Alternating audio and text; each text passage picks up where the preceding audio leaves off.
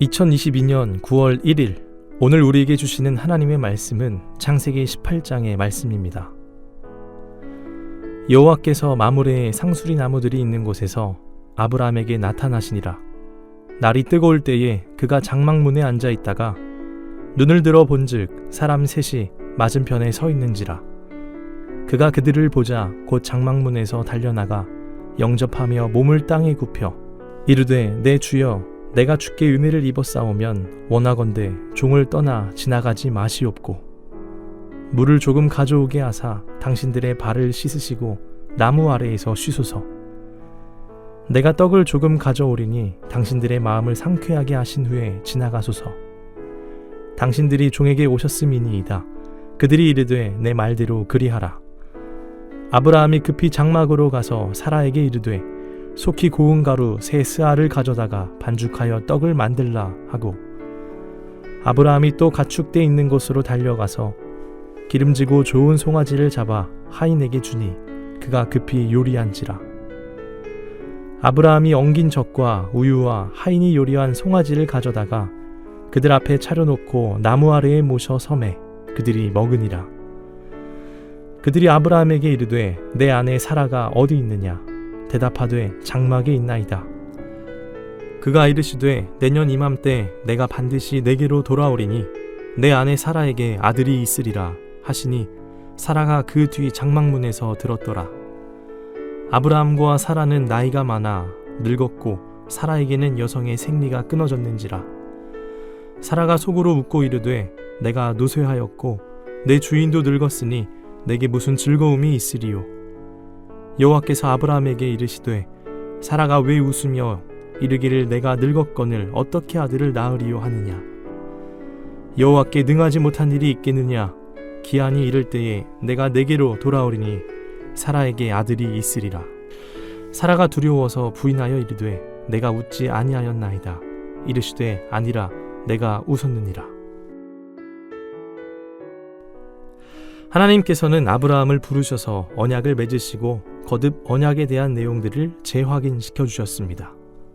이처럼 하나님께서는 흔들리는 우리의 믿음을 늘 굳건하게 하시기 위해서 오늘도 우리에게 찾아오시고 만져주시고 기다려주시는 분이십니다. 하나님께서는 오늘도 여러분 곁에 신실하게 함께 하신다는 사실을 기억하시기 바랍니다. 오늘 본문은 1절에 나온 것처럼 날이 뜨거운 마므레의 상수리 나무들이 있는 그곳에서의 이야기입니다. 하나님께서는 세 사람을 보내 이곳에 있던 아브라함에게 찾아오셨습니다. 2절에 보면 눈을 들어 본즉 사람 셋이 맞은편에 서 있는지라. 그가 그들을 보자 곧 장막문에서 달려나가 영접하며 몸을 땅에 굽혀 라고 나와 있습니다. 아브라함의 모습은 우리가 이웃에게 가져야 할 태도와 자세에 대해서 보여주는 모범적인 모습이 나타나고 있습니다. 날이 뜨거운 한낮에 나그네를 적극적으로 환대하고 대접하는 귀한 성품이지요. 당시 고대 근동에서는 손님을 접대하는 일이 굉장히 중요했습니다. 그렇게 아브라함은 3절에 나온 내 주여 내가 주께 은혜를 입었사오면 이라는 정중한 표현을 사용하면서 손님들을 맞이합니다. 그리고 스스로를 종이라 표현하며 겸손하고 극진한 태도로 손님들을 섬겼습니다. 그러나 우리가 이 본문을 단순히 자신을 낮추고 섬겨야만 한다는 고대 근동의 문화로만 보면 안 되겠습니다. 우리의 이웃이자 타인을 소중하게 생각해야 할 이유는 그 사람도 하나님의 은혜를 입은 자녀이기 때문이고 하나님 나라에 함께 살고 있는 소중한 식구이기 때문입니다. 이어서 4절에서 8절까지의 말씀을 보면 아브라함은 새 손님들을 물로 발을 씻겨주고 고운 가루 세 스아를 가져다가 반죽하여 떡을 주고 기름지고 좋은 송아지를 잡아 엉긴 젖과 우유와 함께 손님들을 대접합니다. 이 내용을 보며 우리가 그리스도인으로서 이웃을 대하는 태도와 자세에 대해 생각해 봤으면 좋겠습니다. 오늘날 세계는 여전히 코로나로 인해 힘들고 어려운 상황 가운데 살고 있습니다. 이때 우리 그리스도인들이 해야 할 행동은 코로나는 하나님의 심판이다, 또는 이 코로나는 누구의 잘못이다 라는 비판의 말을 즐겨하기보다는 먼저 우리 그리스도인이 가져야 할 태도와 자세는 날이 뜨거운 태양 아래 있던 손님들을 극진하게 대접했던 것처럼 코로나로 또 여러 가지 아픔으로 신음하고 있는 이웃에게 위로와 환대가 먼저라는 사실입니다. 물론 상황과 현실을 파악하고 하나님의 뜻이 무엇인지 분별하려는 자세는 중요한 태도입니다. 그러나 하나님 사랑과 동일하게 중요한 것이 이웃 사랑이라는 사실은 성경에서 계속 이야기하고 있습니다. 지금은 마스크 대란이 없지만 2년 전 한때에는 마스크를 구입할 수 없는 상황도 있었던 것을 아실 것입니다. 그 당시 저와 함께 있던 고등학생 한 명이 있었는데 그 친구가 마스크 없이 힘들어하는 친구에게 자신이 가지고 있던 몇 개의 마스크 중에 2개를 건네는 모습에 큰 감동을 느낀 적이 있습니다. 그 모습을 보며 저는 이게 정말 큰 사랑이고 큰 마음이구나 라는 생각을 했었습니다. 자신에게 여유가 있더라면 혹은 여유가 없더라도 하나라도 나눠줄 수 있는 용기와 사랑은 당시 마스크가 생명처럼 느껴졌던 그 어려운 시기에는 사랑으로밖에 해석이 안 되었습니다. 여러분, 이웃사랑은 하나님의 명령입니다. 그리고 소중한 하나님 나라의 속성입니다. 아브라함은 신앙과 삶이 일치하는 모습을 보여주었습니다. 이러한 모습이 우리의 삶 가운데에 충만히 흘러가길 간절히 소망합니다. 이어서 세 사람은 식사를 마친 후에 사라를 찾습니다. 그리고 10절에 아브라함에게 이렇게 말합니다. 그가 이르시되 내년 이맘때 내가 반드시 내게로 돌아오리니 내 아내 사라에게 아들이 있으리라 하시니 사라가 그 뒤 장막문에서 들었더라. 사실 세 사람의 방문 목적은 사라에게 나타날 일에 대하여 예언하기 위해서였습니다. 이 약속은 17장의 할례 언약과 함께 이미 약속해 주신 내용이기에 2차례나 반복된 하나님의 말씀이었습니다. 즉, 하나님의 계획이 반드시 성취될 것임을 나타내고 있는 것입니다. 그러나 아브라함과 사라는 도저히 이 말을 믿을 수가 없었습니다. 둘 다 너무 늙었기 때문이고 사라는 생리가 끊어진 지 오래되었기 때문이라고 오늘 본문은 말하고 있습니다. 그렇기에 사라는 장막문에서 속으로 웃었습니다. 아무리 생각해도 이성적으로는 불가능한 상황이었기 때문입니다. 그러나 이러한 모습은 하나님의 전능하심을 신뢰하지 않는 모습이었습니다. 나이도 찼고 어느 정도 신앙생활의 지식이 찼음에도 불구하고 하나님의 전능하심 앞에 무릎 꿇고 기도하고 기대하고 소망하기보다는 하나님의 능력을 내 생각과 이성으로 한계지어 정의한 것입니다. 여러분, 인간의 능력만 의지한다면 하나님의 약속과 소망을 소유할 수 없습니다. 오히려 우리에게 두려움이 따라오게 됩니다. 오늘 그러한 사라에게 그리고 우리에게 하나님께서는 말씀하십니다. 14절입니다. 여호와께 능하지 못한 일이 있겠느냐? 아멘. 여러분, 하나님은 유능한 분이 아니십니다. 우리 주변의 사람들은 충분히 유능할 수 있습니다. 그러나 우리 하나님께서는 유능한 분이 아니라 전능하신 분이십니다. 무소부재하시고 우리의 창조주요, 구원의 주요, 심판의 주님이시며 전지전능하신 분이십니다. 능치 못할 일이 전혀 없으신 분이십니다. 상황과 환경이 우리를 항상 지배하려고 합니다. 인간의 눈으로 보면 사면초가와 같이 앞으로 나갈 수도 없고 뒤로 도망갈 수도 없는 상황이 있을 것입니다. 그러나 두려워하지 마십시오. 우리 하나님께서는 그 상황도 역전하시어 우리를 푸른 초장으로 인도하시는 분이십니다. 한 번 맺으신 언약을 절대 포기하지 않으시고 구원의 약속을 이루시는 하나님이십니다. 그렇기에 오늘 우리에게 다가오는 수많은 상황이 지배하려고 할 때, 또는 의심과 불신의 생각이 내 안에 지배하려고 할 때에 우리는 그때 전능하신 하나님을 의지하며 예수 그리스도의 이름으로 그 상황과 그 어려움과 그 의심과 불신을 대적해야 할 것입니다.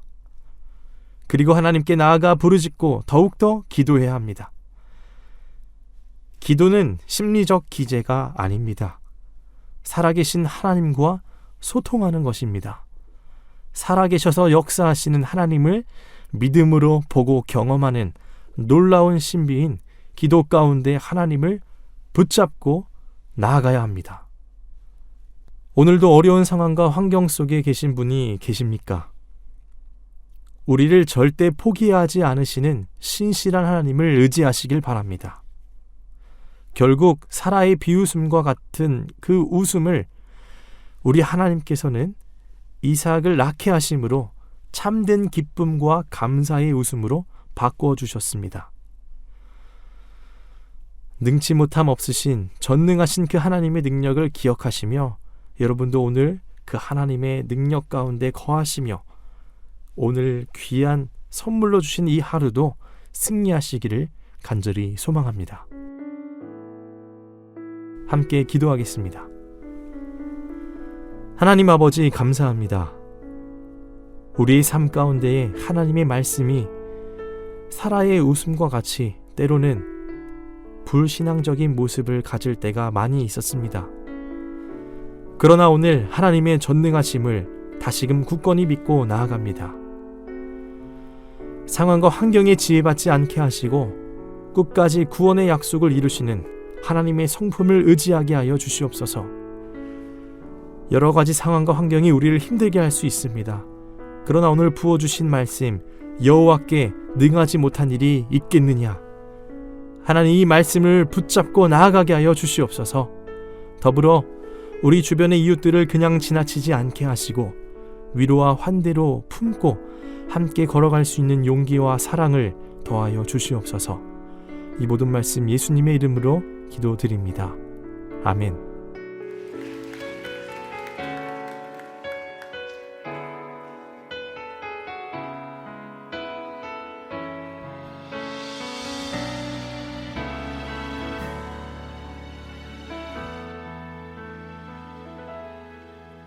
전능하신 나의 주 하나님은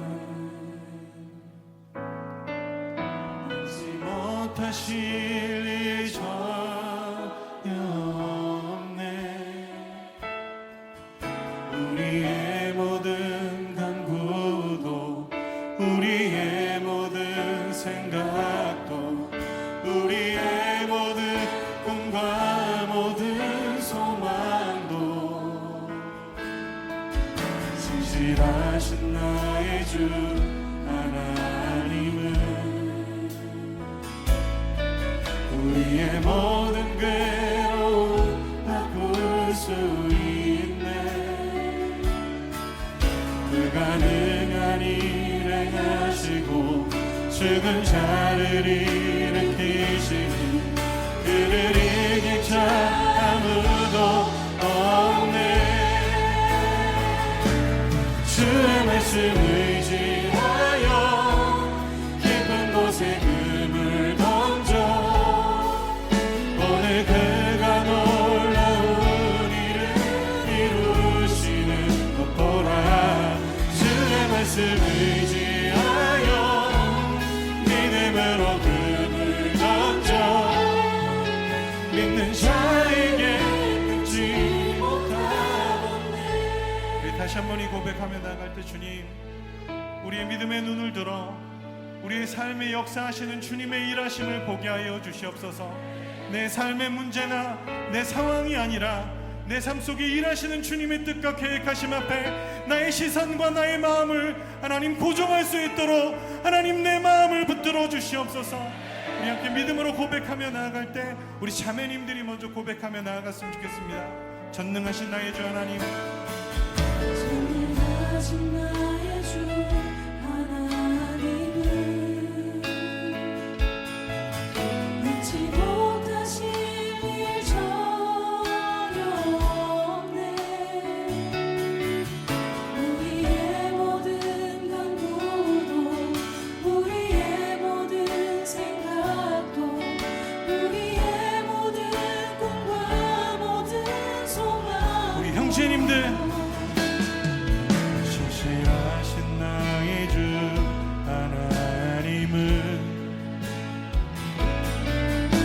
예, 모든 괴로움 바꿀 수 있네.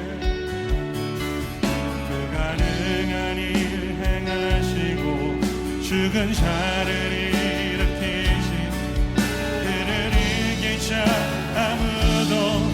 우리 다 같이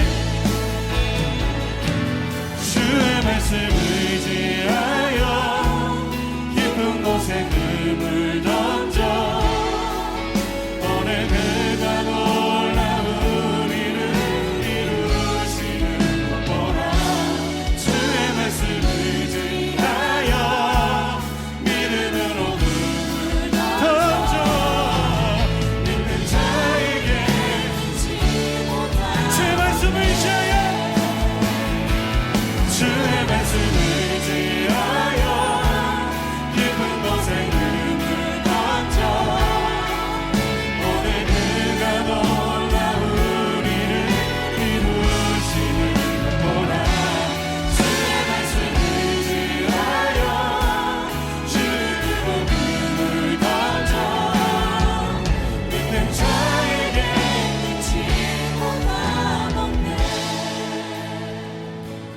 주의 말씀 의지하여 깊은 곳에 금을 던져 오늘 그가 놀라운 일을 이루시는 것 보라. 주의 말씀